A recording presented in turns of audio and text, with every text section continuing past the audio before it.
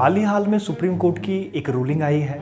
इस रूलिंग के तहत हमारे देश के अंदर बहुत बड़े बदलाव के संकेत दिए हैं और ये बदलाव हमारे देश के इलेक्शन कमीशन में होना है। और जो आपके पास इलेक्शन कमीशन है 1950 से चला आ रहा है और जब से ये काम करता आ रहा है भारत में डेमोक्रेसी और डेमोक्रेसी की स्पिरिट बनी हुई है। अगर आप इलेक्शन कमीशन को देखें 1989 तक जो आपके पास इलेक्शन कमीशन था वो एक सिंगल मेंबर बॉडी था। 1989 में एक और बदलाव होता है जहां पर आपके वोट देने की एज को कम कर दिया जाता है।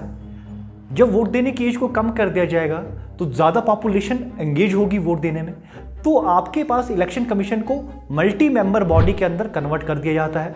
लेकिन ये कॉन्सेप्ट ज़्यादा लंबे समय तक नहीं चलता और 1990 में फिर से इलेक्शन कमीशन को सिंगल मेंबर बॉडी में कन्वर्ट कर दिया जाता है और यह 1993 तक सिंगल मेंबर बॉडी की तरह ही काम करता आ रहा था।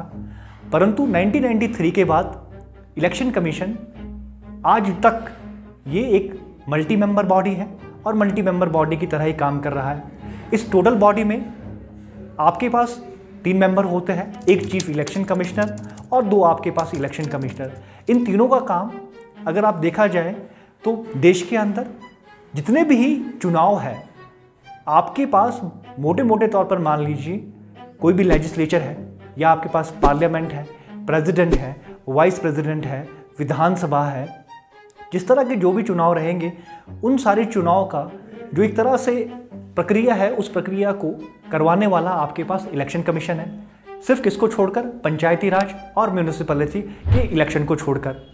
लेकिन जो ये चीफ इलेक्शन कमिश्नर और आपके पास इलेक्शन कमिश्नर है इन लोगों का अपॉइंटमेंट अभी तक प्रेसिडेंट के द्वारा किया जाता था। लेकिन प्रेसिडेंट के द्वारा जो इनका अपॉइंटमेंट होता था उस अपॉइंटमेंट किस बेस पे होता था, उस बेस के लिए एक कमेटी बनाई जाती थी। उस कमेटी में आपके पास काउंसिल ऑफ मिनिस्टर और काउंसिल ऑफ मिनिस्टर को हेड करता है प्राइम मिनिस्टर। इन लोगों की रिकमेंडेशन के ऊपर किसी का भी नाम दिया जाता था और उसको अपॉइंट कौन करता था, आपके पास प्रेसिडेंट करता था।